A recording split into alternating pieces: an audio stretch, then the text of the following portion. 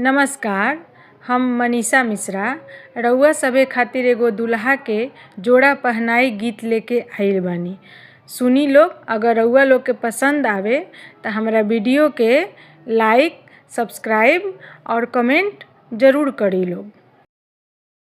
मौरी में लागल चार हो, लड़िए में लागल चार। मौरी में लागल चार हो, लड़िए में लागल चार। ओ बहनोइया साला चोर, मौरी ले गईले चोराय।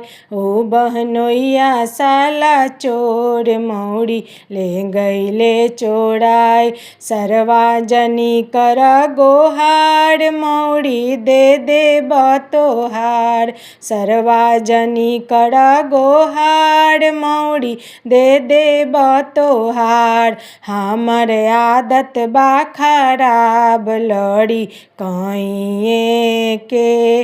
हमर आदत बा खराब, लड़ी कइए के। सुटवा में लागल चार, होठइये में लागल चार।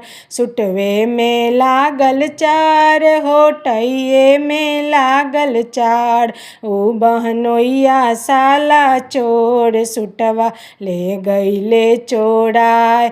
ओ बहनोइया साला चोर, सुटवा ले गईले चोराय। सरवा जनी कर गोहार, सुटवा दे देब तोहार। सरवा जनी कर गोहार, सुटवा दे देब तोहार। हमर आदत बा खराब, लड़ी कइए के।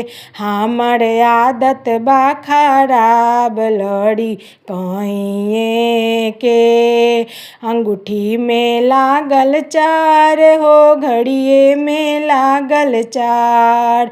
अंगूठी में लागल चार हो, घड़िए में लागल चार।